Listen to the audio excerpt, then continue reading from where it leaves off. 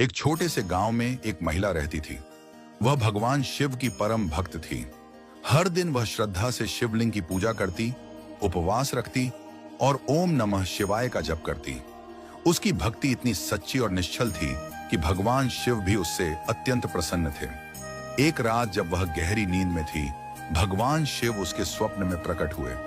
उन्होंने मुस्कुराते हुए कहा, कल मैं तुम्हारे घर आऊंगा।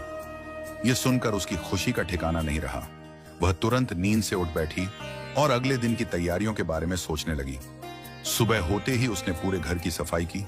हर कोना चमकाने लगी जैसे वह स्वयं कैलाश आने वाला हो।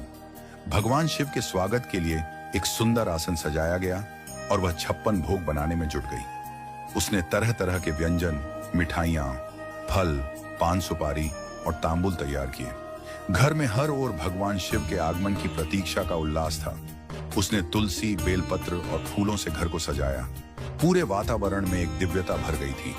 दोपहर को जब वह दरवाजे पर खड़ी थी, उसने देखा कि एक दुबला पतला, गंदे और फटे हुए कपड़े पहने एक भिखारी उसके घर के बाहर खड़ा है। भिखारी ने करुण स्वर में कहा, मुझे खाने को कुछ दे दो, बहुत भूखा हूं। महिला कुछ क्षण के लिए चौंकी।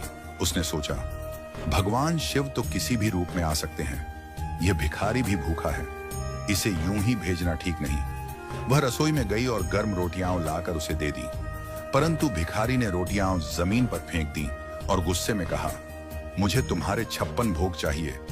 यह सुनकर महिला को पहले तो क्रोध आया, परंतु अगले ही क्षण उसने अपने मन को शांत किया और सोचा, यदि यह मेरी परीक्षा है तो मुझे इसे धैर्य से पार करना होगा। वह उस भिखारी को घर के भीतर ले गई और प्रेम पूर्वक 56 भोग परोस दिए। भिखारी ने बेतरतीब ढंग से खाना शुरू किया। उसका चेहरा गंदा था, वह शिष्टाचार से अनभिज्ञ था, लेकिन महिला ने अपने भीतर के असंतोष को दबा लिया। भोजन करने के बाद भिखारी सीधे भगवान शिव के लिए बनाए गए सुंदर आसन पर जा बैठा और अपने शरीर को खुजाने लगा। अब महिला का धैर्य टूटने के कगार पर था, लेकिन उसने फिर भी कुछ नहीं कहा। उसका मन बार बार यही दोहरा रहा था, शिव सर्वत्र हैं, यह शायद उनकी ही लीला हो। कुछ पल बाद भिखारी के शरीर से तेज प्रकाश निकलने लगा।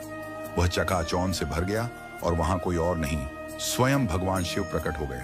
भगवान शिव बोले, आज मैंने तुम्हारी भक्ति, सेवा और धैर्य की परीक्षा ली।